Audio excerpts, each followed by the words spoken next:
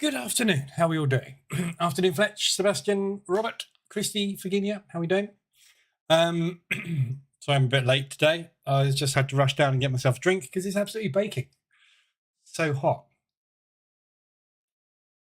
Excuse the Hoover and the steps. I'm doing stuff in the house. So I've been drilling holes and things. Right. So just quickly before we get going on the indices, no news today. We've got FOMC later on, which basically is not an interest rate decision, so probably not particularly exciting.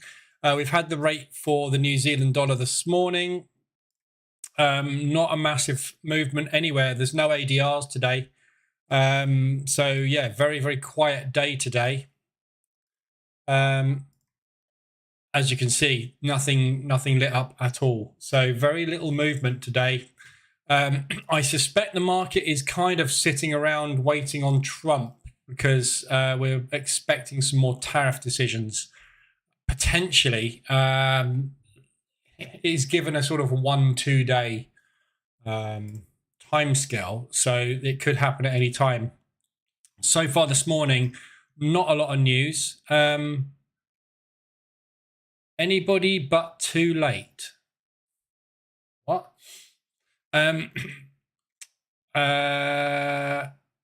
Apple thinks it's too big to tariff. God. So nothing much particularly this morning. The EU came out and said they are hoping to reach a satisfactory result in the coming days to do with the trade tariffs. So it looks like there is communication going on there. We're expecting that to potentially fall out of bed. But, sorry, bear with me a sec. Let's get rid of that. Nothing much else this morning news-wise. We've had Bailey speaking, but nothing was said. So, yeah, really dead day for news and dead day for everything so far. So not a lot of movement anywhere, as you can see. So if I flick through all the pairs, everything's kind of going sideways today. The yen's sort of up and down. Yeah, nothing really exciting happening at all anywhere. Oil started to make a move, but it has just collapsed straight back down again. So we went basically into yesterday's high and rejected that. And it's quite a strong move for the last 3 or 4 hours. But yeah, dead day today. Nothing exciting happening at all. The only RSI extension we've got is Aussie dollar, New Zealand dollar. I got into that yesterday. No, I didn't. I got into it on Monday ahead of the Aussie dollar rate release, which was forecast to be a drop, and they didn't drop it. So obviously it's a huge bull move on the Australian dollar because the markets were positioned for a drop. They had to scale into more Australian because obviously the interest rates were up. So, or not up, they stayed the same.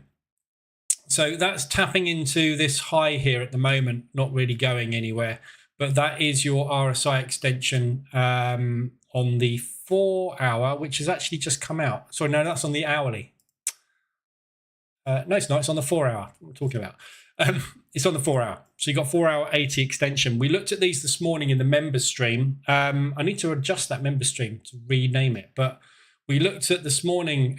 Pete got in touch with me, one of the members, about the fact that I keep going on about this H4 and H1 RSI extension above 80-20 being the Goldilocks zone, if you like, the best levels to get in at. So we did a little back test this morning using the position trader EA and generated some very nice profits from a strategy, literally just position trading 80-20 RSIs. So, you know, when you get these 80-20 levels, this one will be triggering shortly at 80-20. They are incredibly reliable. We got strike rates this morning between sort of 70 to 85%, depending on the drawdown control strategy that you used. But we covered it all in the member stream. You know, very, very good level. But that's all we've got. So there's nothing else extended today. It's quiet apart from that. So really, we're just waiting for... I think some news from Trump to confirm what they're going to do with the tariffs. Afternoon from sunny Spain. Afternoon, Joe. It is sunny here as well. 30-something degrees, apparently. Not that I've been outside. Okay, so long on the Nasdaq, no trade on the Dow, no trade on the S&P yet. So S&P range is ever so slightly too small. If you did get onto that, if you were using less than 20% of ADR, you will be long on that now. Long on the NAS, that's obviously break nice and clean. And it looks like the Dow's trying to go as well. Not quite got the trade on yet. So if we have a look at upside potentials on those, I think we've got to go out. Yeah. So there's your upside on the NAS. That's your weekly high from last week. So it looks like we're attempting a high. Let me just see where my target is. All the way up there.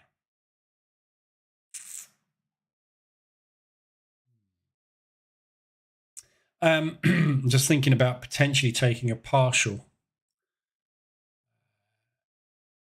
Dow hasn't broken yet. We're an inside bar.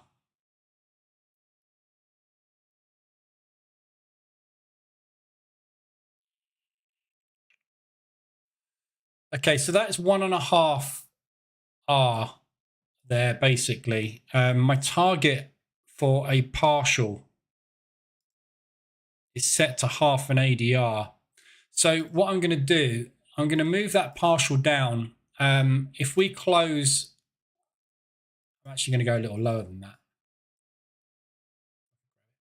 that. If we close towards the high there, I'm going to take a partial just in case we get that weekly rejection coming in today.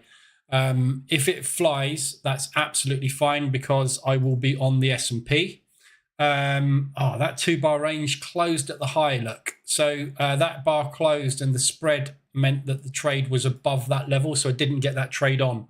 So we will be taking a 15-minute ORB if that pulls back. So that makes a good argument for taking a partial on the Nasdaq, also long on the Dow now as well.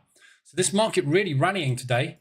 Interesting, because obviously markets are usually dumping when there is issues, and obviously with Trump at the moment, we've got potential downside coming. So we'll see if that actually manages to get a break for that high. So looking at where you are with Dow, we've got a long way to go on the Dow for the high of the week. So absolutely loads of room. This level here is what I would be watching upside on the Dow. In fact, I'm going to move my target down. So watch this area here for potential upside resistance if we break long. S&P500 upside target is high of the week as well. So you've got Monday's high, which is your interim high, which is this area here. So potential sellers going to be stepping in at that level there. Other than that, I haven't got a trade on yet. There's no partial. So if this pulls back a little and sits around, I'm going to get the 3-bar range on. If that breaks, I will take a partial at the high. Always want to be getting out roughly around weekly levels because obviously that's where your resistance is going to lie. So the chances are is when you do get there, you're going to find the market stalling out as the sellers step back in. Dow struggling to break. David, good afternoon. Thank you very much for the $10 towards a poster for the room. I have many posters actually. So I have a selection here. These are disc plates though. They're not posters. They're metal. So we've got the Enterprise. Good old Captain Kirk. Anybody know who that is? This will be a test for you, this will. We'll do a little test, right? Anybody know that one? Afternoon Wash Check. Sorry, this is a trading stream, but today it's a popular culture stream. No takers?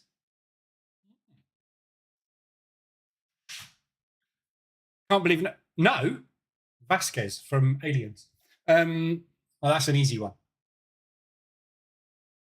Got to get that. No, people have got to get that. Sanchez. No, it's Vasquez. It's close. It's got an S on the end. This is one for gamers.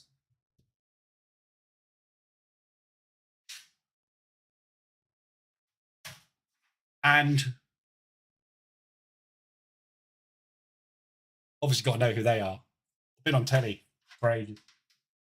You've got a lightsaber. Oh, this is another good one. You're going to show your age if you know which one this is.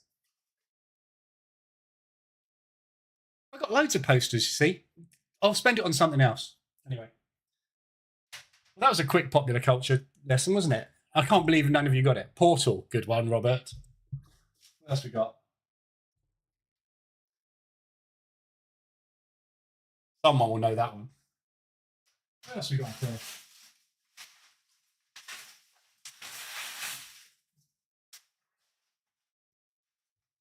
This one might catch a few out. Anybody know that one? Someone will get it. Wanda? Yeah, that was Wanda. Otherwise known as the Scarlet Witch.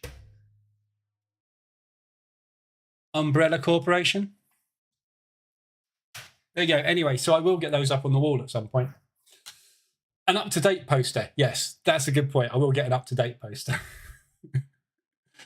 Oh, sorry, I'm very old. I've only got old stuff.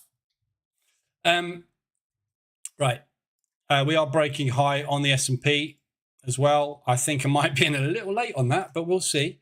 Partial is probably going to go in on the NASDAQ. We've got 4 minutes left on that candle, though. So we need this market to break strong. We are coming straight into the upside resistance now. So have to be a little careful in this area. I play Wanda on Marvel Rivals. Yes. I'll just see if there's any others that might be of interest, but probably not. I've got Darth Vader. Not particularly exciting. The other half of Portal. And of course, I've got John Wick. But anyway, we've got John Wick. He's everywhere. I watched The Ballerina this week. That is a good film. If anybody hasn't seen it yet, Ballerina, the new John Wick film. Very good. Very good. Female John Wick, basically. Right. And it's got John Wick in it as well. What's not to love? Right. Let me just see how we get on at this high. So we are testing weekly high on the NASDAQ. This is also all-time high, I believe, on the NASDAQ. It is. So this is all-time high on the NASDAQ about to go today. We are here. So this is either going to be very, very strong upside resistance and we are going to fail at this level, or we will pop that in a second. We'll just pop straight through it and then we'll get a run for the day. Dow breaking out into highs as well. A very strong market this afternoon, but we are stalling out on this NASDAQ. So you have to be a little careful here.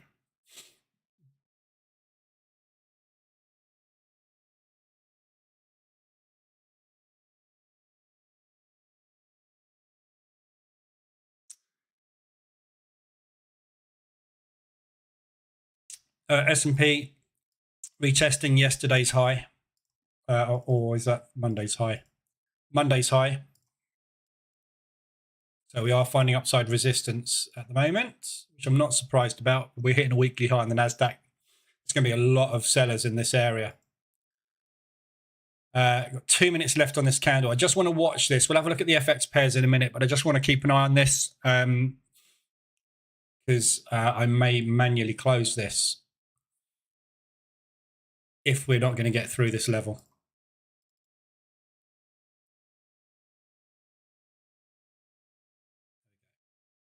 Okay, so we seem to have popped that weekly high. So we'll see if we get any momentum.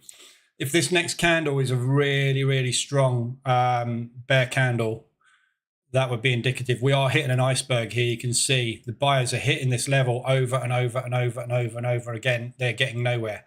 So we have got a big seller sitting here at this weekly high. It's whether or not they can overpower them today. Coming straight into propulsion on the Dow Jones as well. That's not a great level. That's the better propulsion gap here. That broke those lows. This is just a continuation. Stuck.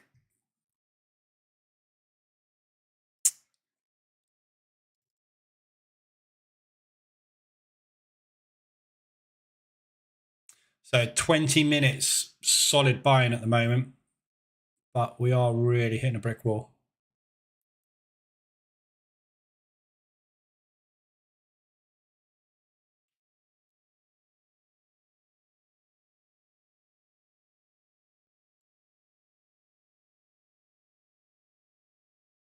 Unfortunately, as well, I won't be able to buy one of those disc plates with that, unfortunately, because they cost like, I think they cost about 25, £30 each, plus shipping. Ridiculously expensive.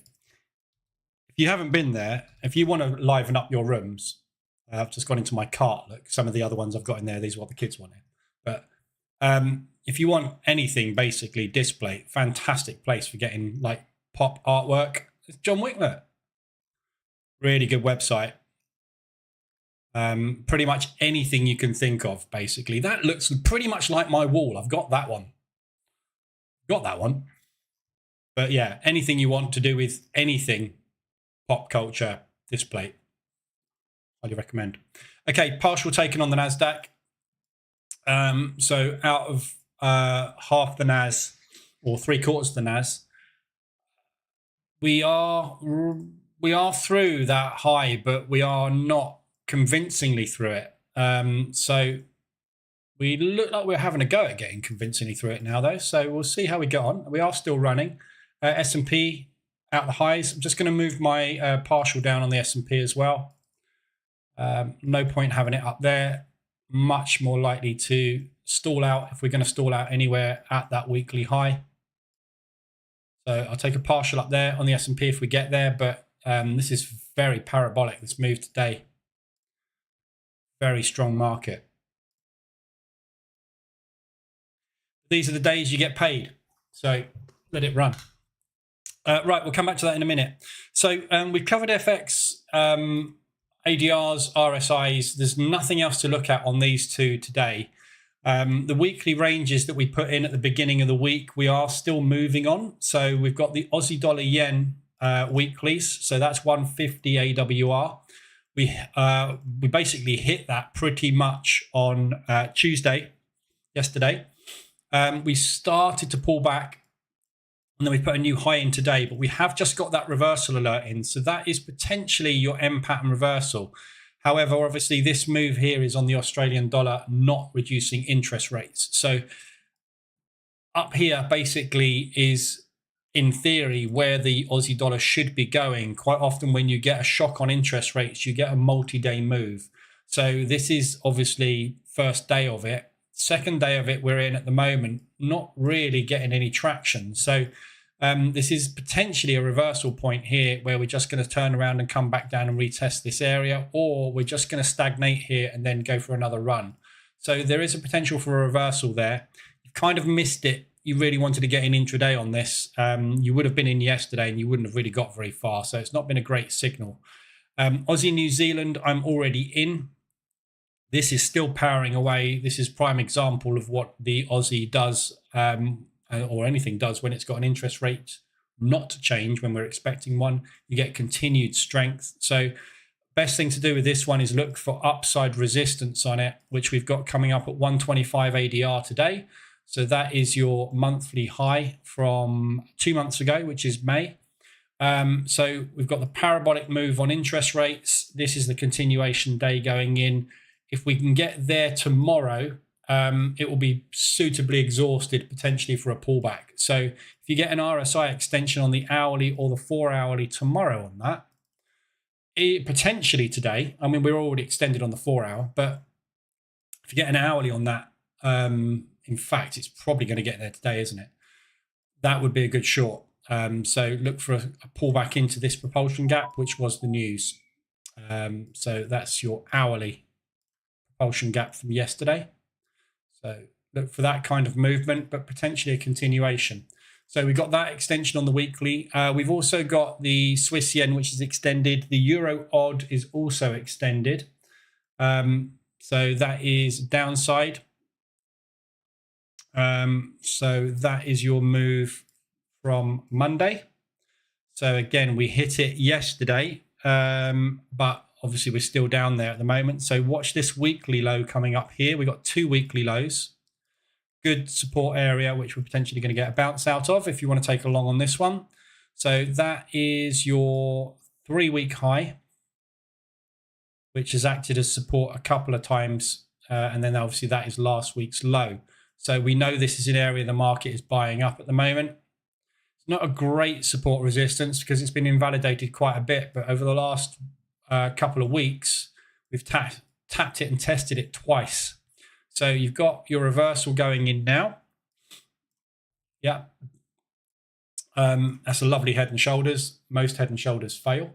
So yeah, good looking area to buy at. But obviously bear in mind you are buying against the Australian dollar, and the Australian dollar is on a rally basically because the interest rates didn't change. So if it is ever going to make a rally, it's now.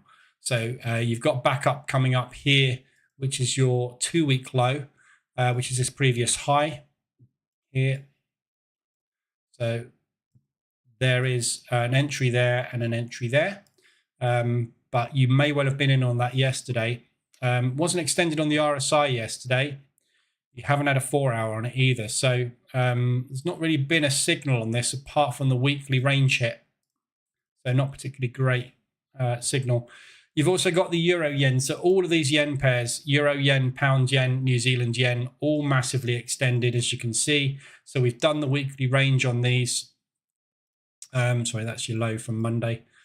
And they're all pulling back nicely at the moment. Euro specifically, New Zealand coming down quite hard as well, and the US dollar starting an M pattern reversal here.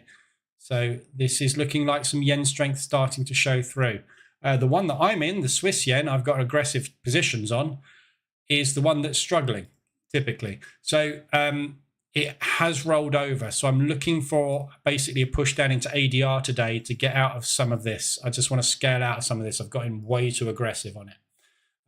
So I didn't put the stop losses on this yesterday, which I should have done. So it's got into a bit of drawdown. So I'm hoping that we're just going to get a pull down into there. If not, I'm going to have to start scaling out of some of that. But yeah, all the yens obviously very extended. You've got your Aussie dollar yen as well. So the rollover's starting. Your reversal alerts have gone in. They're all looking like M pattern reversals.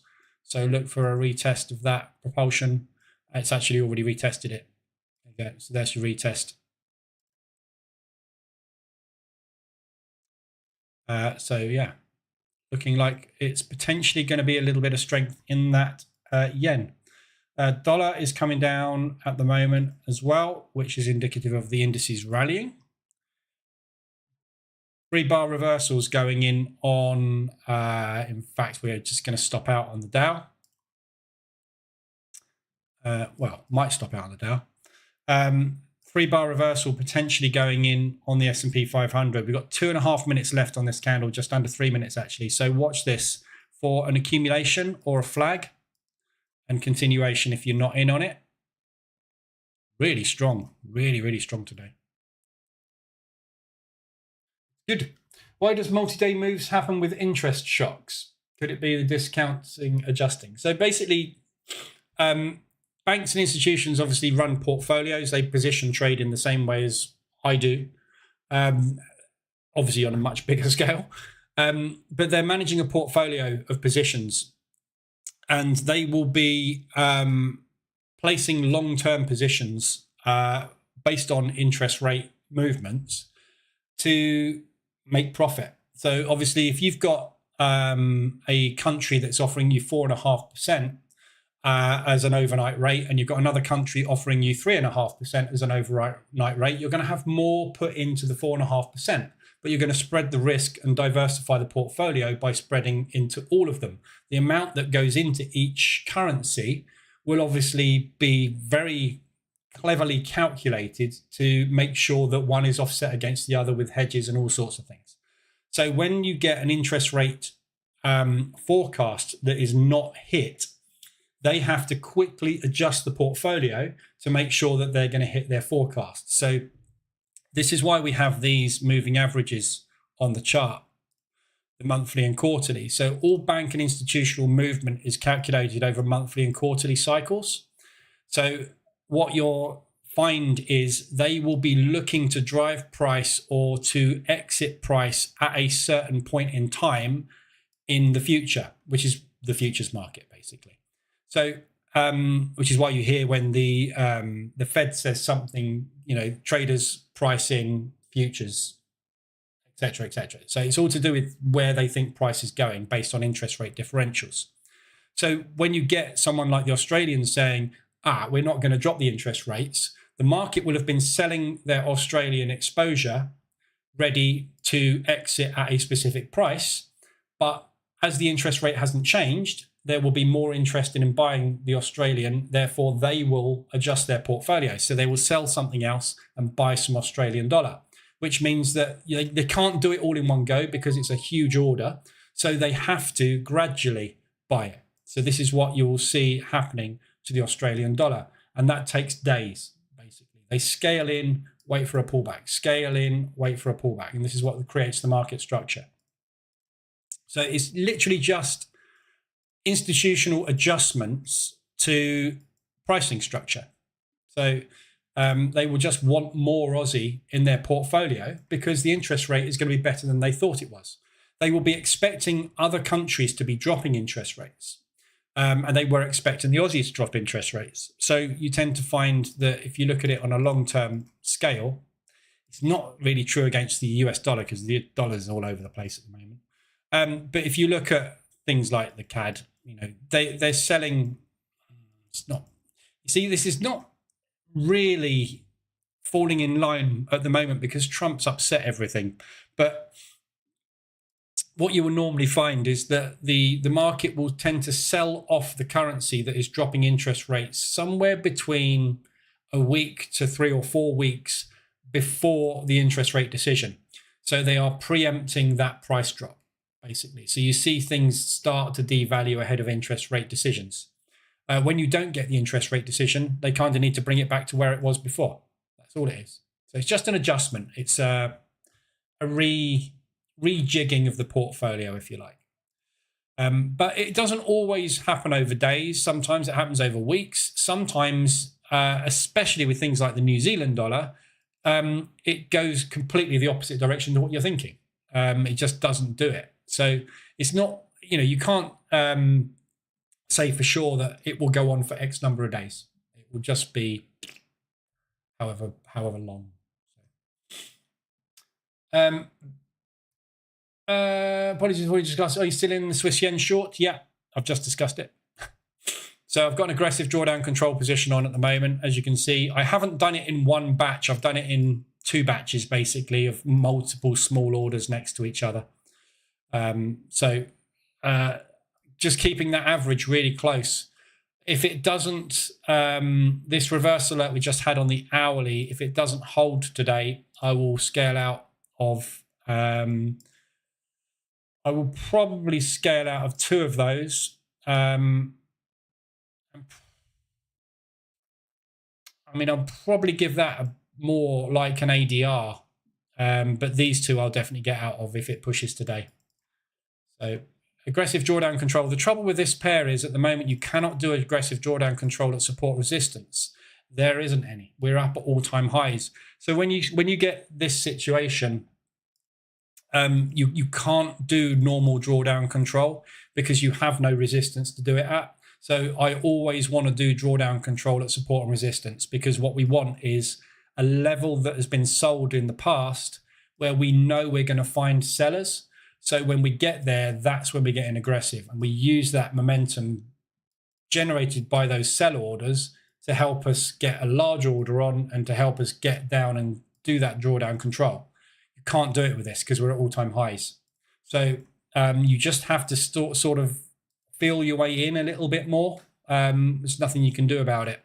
And it will bite you in the backside, basically, if it's the wrong level. But waiting, so this batch here that I took yesterday, as you can see, that was off the back of this kind of double ADR move. And as you can see, we started to stall out at highs for 4 hours. So I scaled in. I had a trailing stop running, And unfortunately, it just went sideways and it trailed me up and got me back in. So this is why I got one too many positions on there. And then we pushed up again today. So took more trades up at this level today as we started to base out. But, if this continues to base out up here and then we start to push, this is going to go. It's just going to be a loss. Nothing I can do about it. And then it will be a case of waiting for another reversal to come in. But you can see how extended this is. We're on a 3-day extension now.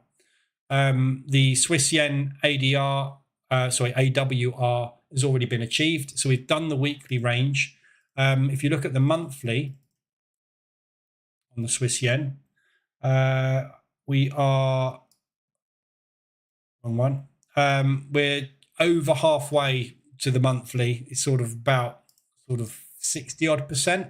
So there is potential for more movement on it. But if you look at how far we've been going since June, we are 2 months solid up.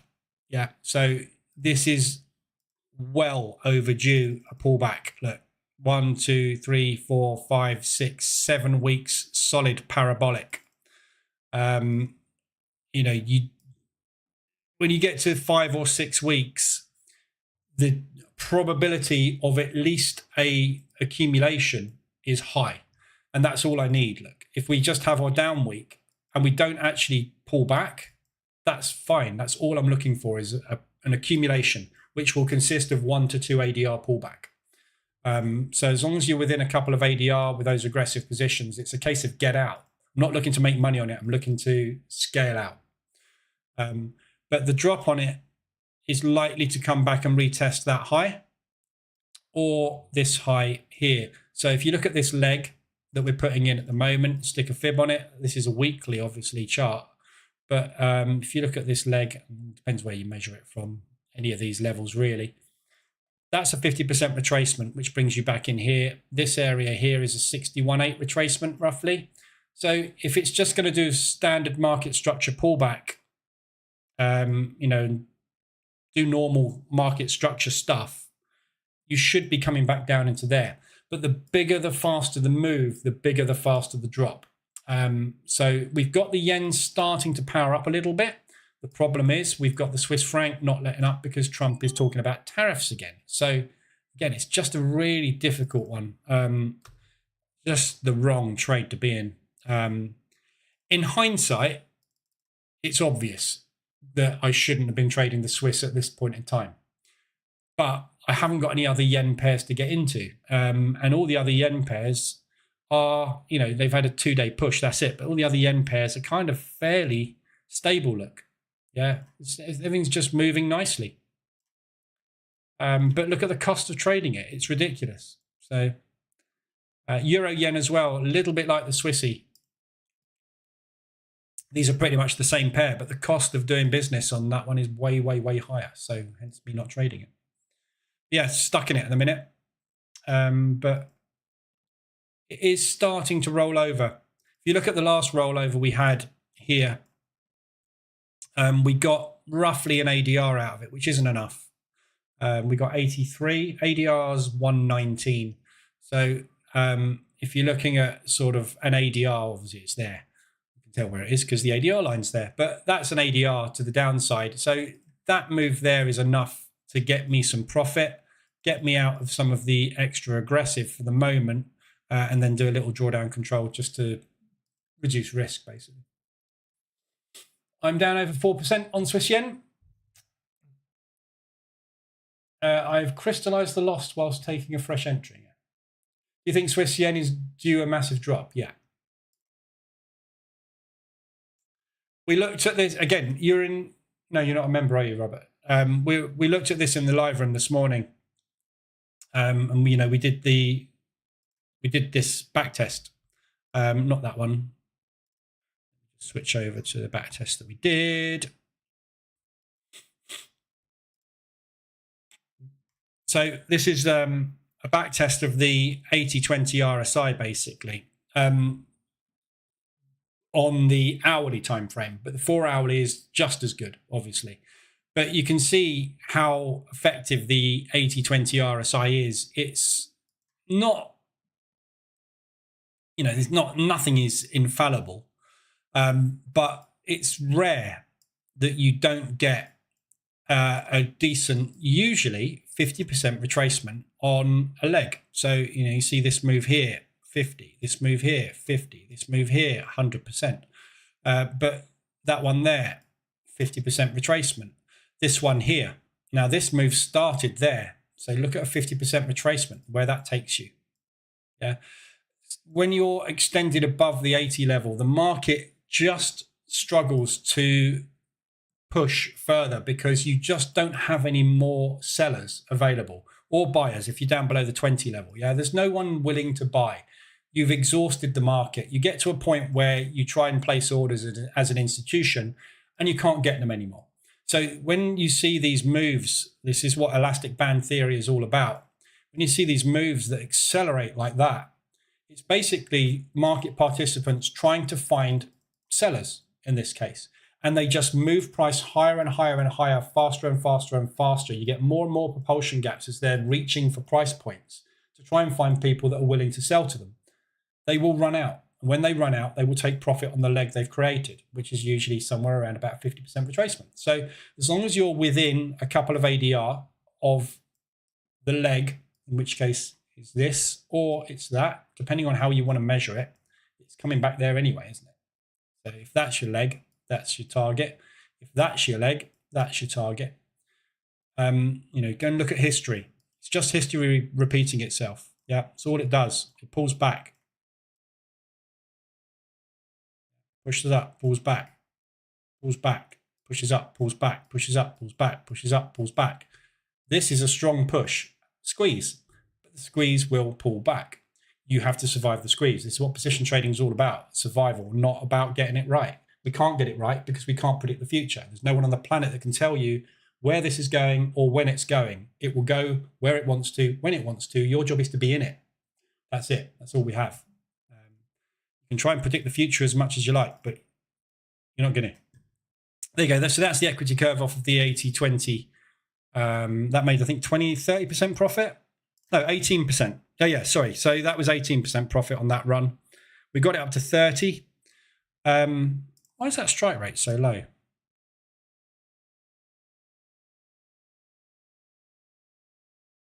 I've changed something, haven't I? Since we did the test this morning. Anyway, I'll put the set file in the members group. Right. Look at the indices. So stopped out on the Dow. Look at the Dow. Real divergence today. These two guys, that's flagging. That's just not stopping. And we've got a complete 100% reversal on the open on the Dow. Really, really different movement today on the indices. So second half of that is locked in. S&P's at open. Dow stopped out. Dow looks like it's going to flip short, doesn't it? 1, 2, 3, 4, 5. Okay, so you got flag forming on the S&P. So this propulsion holding.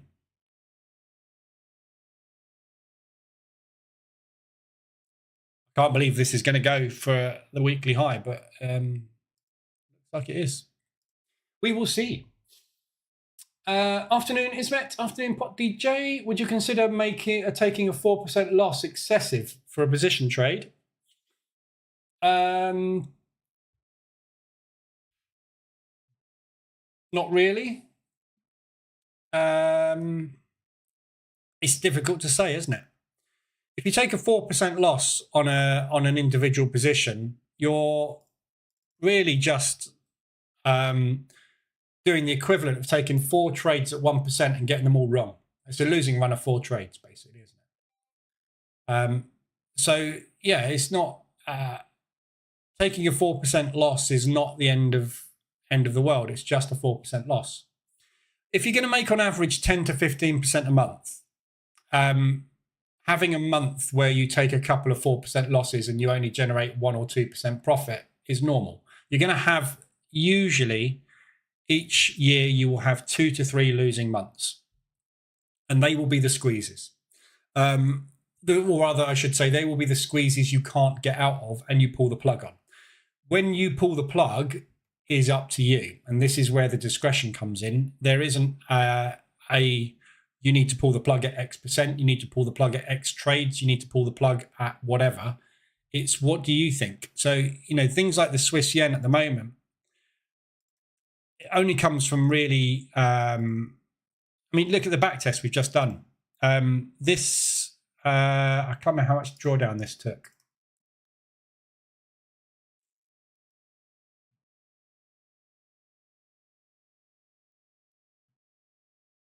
So this took,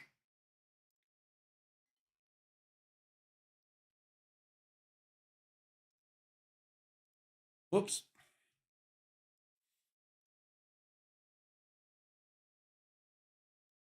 So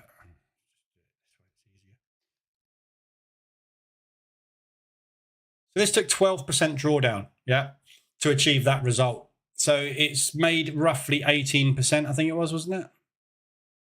Yes, it made 18%. No, sorry. That's 18,000, isn't it?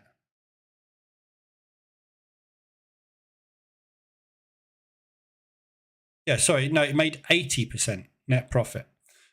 So almost double the account, basically, didn't it? But it took 12% drawdown. So whether or not you shut that out at 12% or whether you sat through it is entirely up to you. There's no one that can tell you what the best thing to do is. So at that point, you were in 3% of drawdown. At that point, you're in 2% of drawdown. At that point, you're in 4% of drawdown. 3%. 4%. So you're only ever sitting in 3 to 4% the majority of the time. But you're going to get squeezed at some point. I'm probably not going to find it, am I? This might be end of test squeeze. Oh, no, there it is. Look. So here you got up to 7% of drawdown on that one. So you had 1, 2, 3. Sorry, how many trades did you have on? You had 5 trades on there at 7% drawdown. This is using incredibly high risk. I have to say, this set file that we've tested this morning is using 5% risk. Yeah. Super, super aggressive. Yeah. So this is for prop, basically. This is what we were talking about this morning. But yeah, that would have been an account blow. Well, it depends. Depends how much you'd run up by. But we ran a set file this morning with 1% risk, which I think that was the one that returned 30% return and didn't draw down more than 9% or something. Can't remember. You can do these tests yourself, obviously.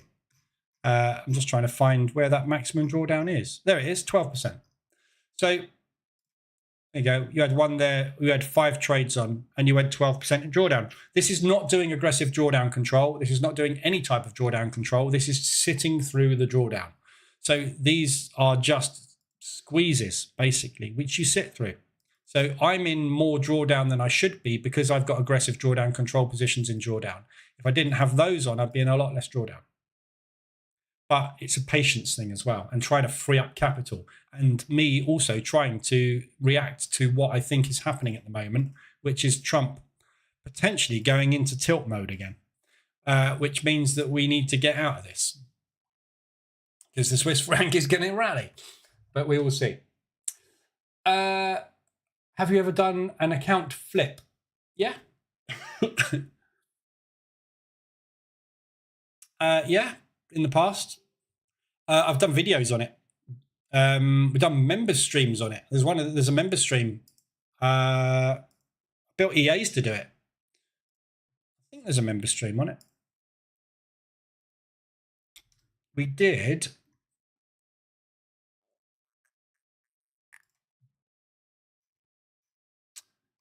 Trump tantrums and strategies to profit from them. Wasn't double. It was, what do I call it?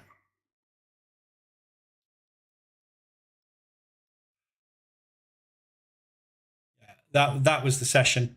So that was a compounding session that we did, 2 hours long, about basically, flipping accounts, doubling accounts, compounding accounts, and just making, trying to get the money in your account to trade properly with. It works, but it's very, very hard. It's like everything. Compounding an account or flipping an account is exactly the same as trading prop. If on the day you start whatever you're doing, the market conditions are right for doubling an account, you will double your account. If the market conditions for the day you start a proper valuation are right for your strategy, you will pass your proper valuation. If they're not, you won't. There's nothing you can do to force an account to double or a prop evaluation to pass. The market will decide. So if you're trading a breakout strategy, and this is the day you start your evaluation, and the market basically does this for the entire week, you will fail your evaluation. If every day from the day you start your evaluation, the market pops and pops and pops and pops, like the opening range breakout strategy, if that is what the market does every day while you're doing your evaluation, you will pass if you're trading a breakout strategy.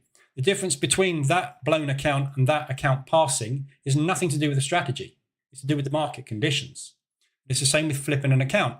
If you put 5K in an account and you use any type of strategy to try and use high risk, so 5 to 10% risk per trade, to try and flip that account quickly, you will do it if the conditions for the strategy are correct. So if you're trading a mean reversion strategy and you're using something like the H18020 RSI mean reversion, you've got a high probability of that working out. But if the market goes into a squeeze, it won't. But there's nothing wrong with the strategy. I've just shown you the equity curve of the strategy. It's beautiful. But there are points in the strategy where it does this and it goes into 12% of drawdown. If you're risking that much, you're going to not flip the account. Gambling, basically. Flipping an account is exactly the same as walking into a casino this afternoon and going red, black on roulette. No different at all.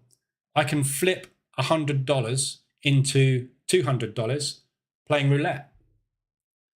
But it's not trading, is it? It's a way of gambling your account balance up. The problem with it is, which is kind of what we covered in that compounding video, the problem with it is if you take 5K and you double it to 10K, you've just proved to yourself you can make 5K a week, month, day, whatever period of time it took to get from A to B. Now, all of a sudden, you're a gambler because you go, I can turn that 10 into 20. And then you go, I can turn that 20 into...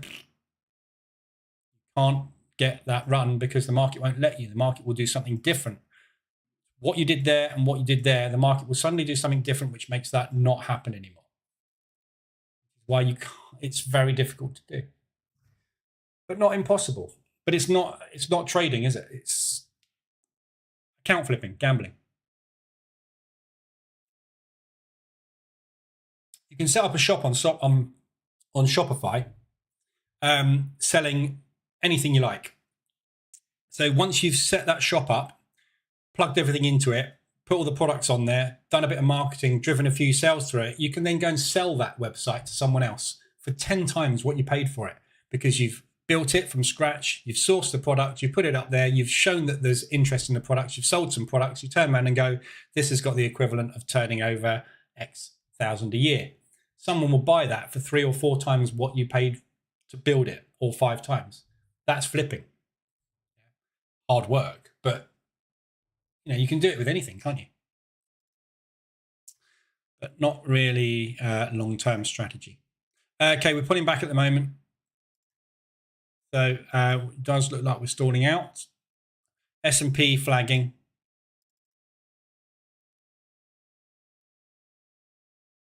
So this propulsion is holding at the moment, but struggling. So I would be looking for a pullback into here for another long if you want to get in again on this and assume that we're going to run that high. I'm still in it at the moment.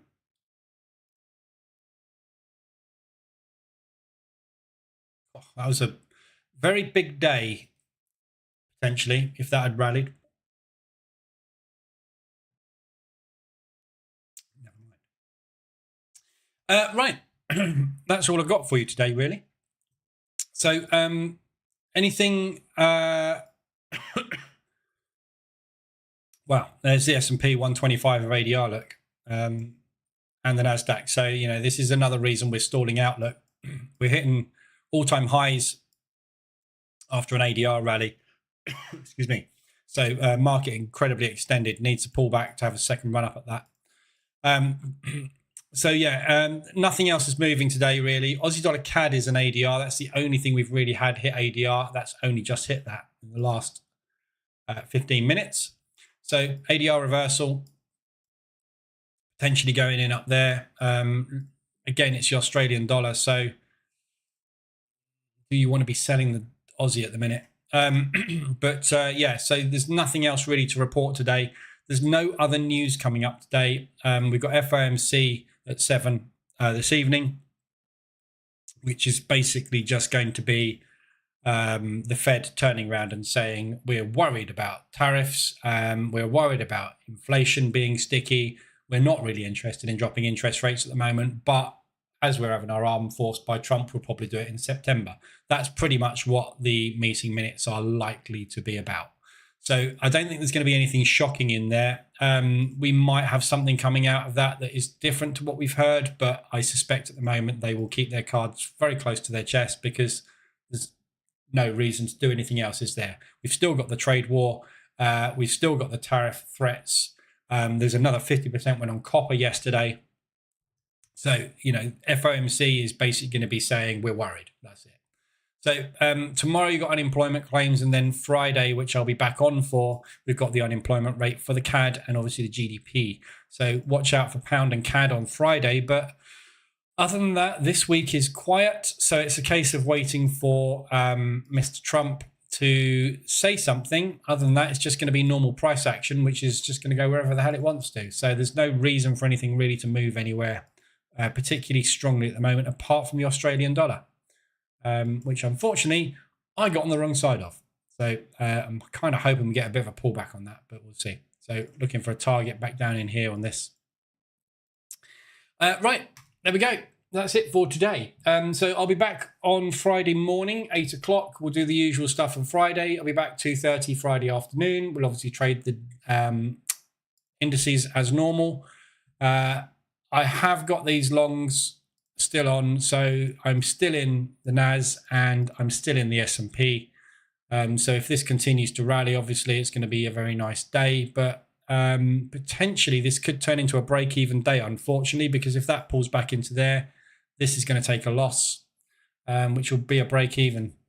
So kind of should have taken the big money when it was there today, but it was looking very parabolic and looking like it was going to continue, wasn't it? So it still may do, though. So plenty of room. We'll see where we go. All right, so have a good day. Anything you need, let me know. Franco, saw a great quote from Bloomberg Anchorman. Today's a day to drink beer and just don't trade. Nice to see teal commentary. Yes. Anchorman. I just get thingy, what's his name from Anchorman in my brain whenever you say Anchorman. Yeah. Today is a day to drink beer and just don't trade. I think most days are like that at the moment with Trump, aren't they?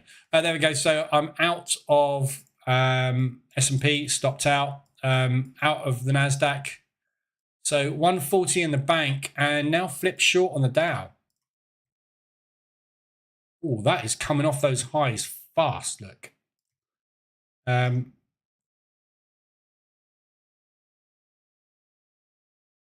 Are dropping on the fear and greed, look. Well, that's a strong pullback, isn't it? This might reverse. So that is your all-time high rejection. Remember I said we were running into an iceberg there. That is your all-time high iceberg rejection potentially playing out here. This is either going to run up a second leg here, or we are just not going to make it through. in which case then market could well tank. Trump could say anything anyway to change this. So Dow Jones have got short on now. So let's see if we can get a pullback on the Dow. So that might be the saving grace today. It might also be what undoes the day, but we'll see. Messy old market. Right, have a good day. Anything you need, let me know. I'll be in Telegram or Discord. Other than that, I will see you guys on Friday. Have a good one.